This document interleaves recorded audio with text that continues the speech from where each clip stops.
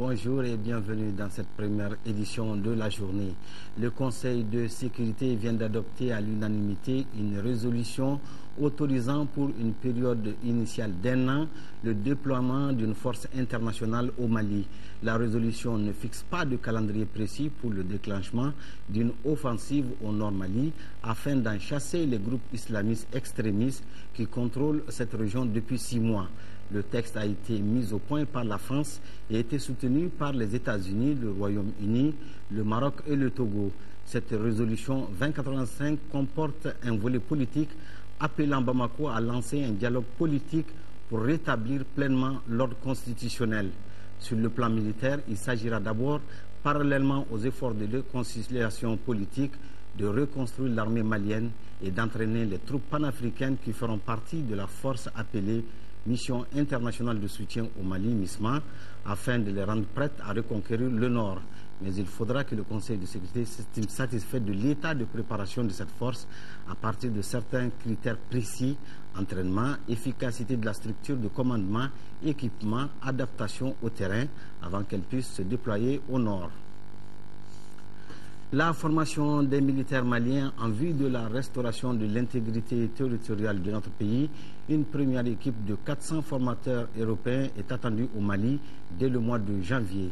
L'annonce a été faite hier matin au Premier ministre Django Sissoko par le chef de la délégation de l'Union européenne au cours d'une audience. Le chef du gouvernement a également reçu l'ambassadeur de la Grande-Bretagne. Les deux personnalités ont échangé sur l'évolution de la situation politique et sécuritaire au Mali. Compte rendu, Bourama Traoré. Le chef de la délégation de l'Union européenne chez le Premier ministre Django Sissoko. L'objectif est de renouveler le soutien de l'UE au Mali dans la résolution de la crise. C'est dans ce cadre qu'une équipe de formateurs européens est attendue à Bamako dès le début de l'année prochaine. Cette équipe aura pour mission de mettre à niveau l'armée malienne en vue de la reconquête des territoires du Nord. Pour faire face à cette crise, avant tout, nous sommes en train d'approuver une mission de formation pour les militaires.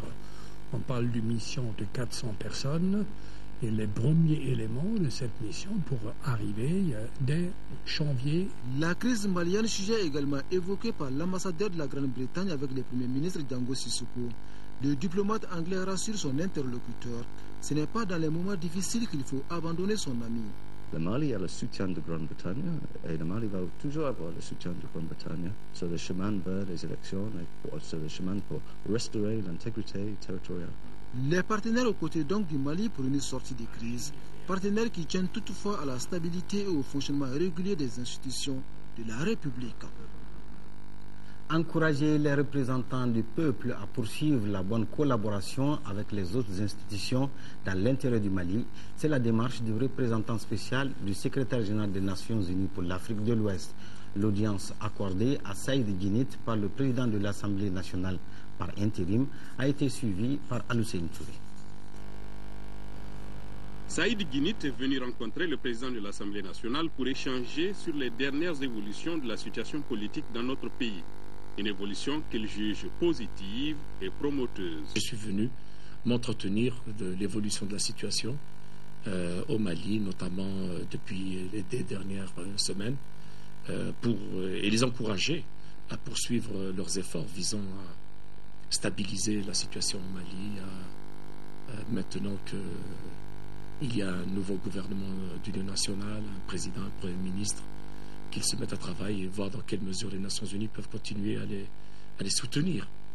Pour le reste, vous savez que les Nations Unies, de concert avec la CEDEAO, l'Union africaine et les partenaires internationaux, sont dans l'accompagnement du Mali, donc tout sur la base du concept stratégique qui a été adopté ici même, le 19 octobre à Bamako, qui a prévu un certain nombre d'éléments constitutifs de la position de la communauté internationale partagée avec le Mali pour aider le Mali à, recouvrer le nord et faire face à la menace terroriste qui menace non seulement au Mali mais une menace pour toute la sous-région et au-delà. L'atelier d'échange sur les préparatifs des prochaines élections au Mali ont démarré ici à Bamako, organisé par la Fondation Centre malien pour le dialogue interparti et la démocratie. Cet atelier vise, entre autres, à contribuer à l'édification d'un environnement favorable à l'organisation d'élections transparentes, paisibles et crédibles. Il vise également à diagnostiquer les difficultés en rapport avec la préparation de ces élections. Daouda Sidiki Diarra. L'organisation des prochaines élections suscite un certain nombre de questions liées entre autres au choix du fichier électoral et à la crédibilité de ces élections. C'est pourquoi les acteurs politiques et institutionnels doivent réfléchir et apporter des réponses pour aider le processus démocratique malien à franchir un autre cap. Afin d'y parvenir, la Fondation Centre malien pour le dialogue interparti et la démocratie a décidé de soutenir les réflexions autour de ces différentes questions. D'où l'organisation de cet atelier d'échange sur les préparatifs des élections prochaines. La perspective des prochaines élections, qui constitue une étape importante du processus démocratique malien, offre l'opportunité à la Fondation CEMDID d'initier et d'animer un cadre de débat pour contribuer à l'émergence d'un environnement favorable, garant de l'organisation d'élections crédibles et apaisées. Ces échanges d'idées doivent permettre aux différents acteurs de poser des actes utiles pour une meilleure organisation d'élections libres, transparentes et apaisées au Mali. Pour le département de l'administration territoriale, il reste constant que la préparation des élections doit s'opérer en même temps que la recherche des voies et moyens pour le recouvrement de l'intégrité territoriale du pays. C'est pour cette raison que nous travaillons pour que les conditions techniques et matérielles soient réunies au moment opportun afin que notre pays organise des élections crédibles et apaisées. À l'issue des travaux, les participants ont recommandé, entre autres, que la préparation des élections prochaines se tienne concomitamment avec la reconquête des zones occupées, que les fichiers biométriques soient retenus pour les élections à venir et que le gouvernement s'emploie à proposer dans les meilleurs délais un chronogramme des élections. Le bureau du vérificateur général vient d'organiser une journée de concertation entre les autorités judiciaires chargées des pôles économiques et financiers et son personnel. La présentation du bureau du vérificateur général et le processus de dénonciation des faits aux tribunaux sont les sujets au centre des échanges. Agali Ag-Aguissa. Le vérificateur général et les autorités judiciaires chargées des pôles économiques sont des entités complémentaires. Et c'est justement pour renforcer les rapports de collaboration que le bureau du vérificateur général a organisé cette journée de concertation. Nous voilà aujourd'hui avec les autorités judiciaires responsables des poursuites, de l'instruction et du jugement des dénonciations pour, j'espère, des échanges féconds en vue d'établir des mécanismes appropriés permettant de lutter efficacement contre la corruption et la délinquance financière. Cet espace d'échange devra permettre aux participants de mieux connaître les missions du vérificateur général et de maîtriser les méthodes en matière de dénonciation des faits, ce qui va renforcer les dispositifs déjà en place pour lutter contre la corruption au Mali. La lutte contre la corruption et la délinquance financière fait partie des priorités du gouvernement. Par vos actions quotidiennes, vous contribuez avec l'institution judiciaire à lutter contre ces maux qui annihilent tous nos efforts de développement. Le département de la justice met actuellement la dernière main à l'avant-projet de loi portant répression de l'enrichissement illicite. Cette incrimination contribuera sans nul doute à renforcer les mailles du filet qui protègent nos deniers publics. La rencontre réunit les procureurs de la République près des tribunaux de première instance de la commune 3 de Bamako, de Caille et de Mopti. Le ministre de la Santé a présidé ce jeudi le lancement de la journée mondiale de lutte contre la tuberculose, dont le thème est « Plus de tuberculose de mon vivant ». La cérémonie a regroupé les autorités politiques communales, les partenaires techniques et financiers et les populations. Agibou Koulibaly.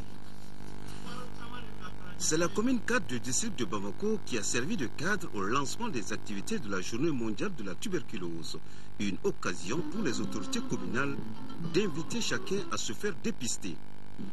La journée mondiale de lutte contre la tuberculose nous offre l'heureuse occasion de lancer un appel solennel à l'ensemble de nos compatriotes pour que le dépistage que nous appelons tous de nos voeux soit systématique. Cette journée a été l'occasion pour les responsables et partenaires de la santé de faire le bilan critique des activités de lutte menées au cours de l'année. Il faut que les décideurs politiques et administratifs donnent à la lutte contre la tuberculose l'importance qu'elle mérite au vu des dégâts qu'elle cause en termes de décès, de souffrances humaines et d'impact économique. Dans le monde, la tuberculose est responsable de 26% des décès évitables chez les sujets de 15 à 59 ans, avec plus de 2 millions de décès par an. Environ 98% de ces décès surviennent dans les pays sous-développés. En 2011, 5573 cas de tuberculose, toutes formes confondues, ont été dépistés. Le taux de détection a été de 35%. Quant au taux de succès au traitement, il a été de 76%. Selon le représentant de l'OMS au Mali, les autorités nationales doivent renforcer les initiatives de prévention et de contrôle de la tuberculose.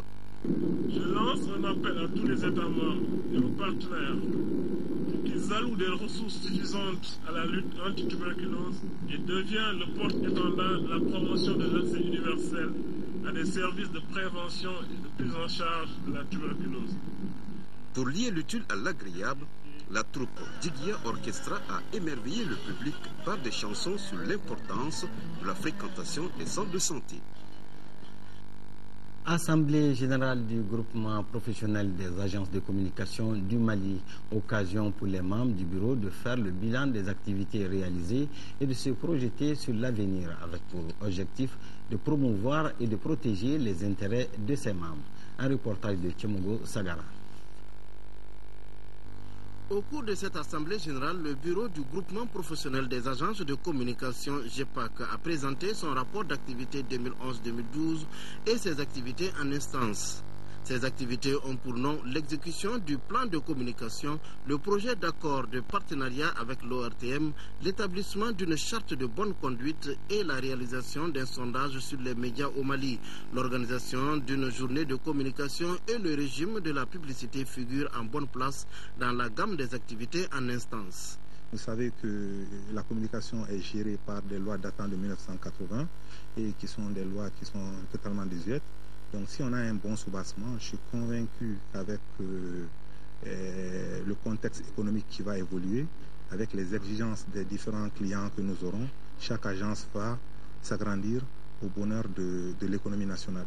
De 2011 à nos jours, le GEPAC a organisé une conférence de presse sur le projet de loi fixant le régime juridique de la publicité, le festival Onde de Liberté, où le GEPAC a élaboré des tissus du festival, la bande-annonce et les stands. Le groupement a obtenu la suppression de la TVA.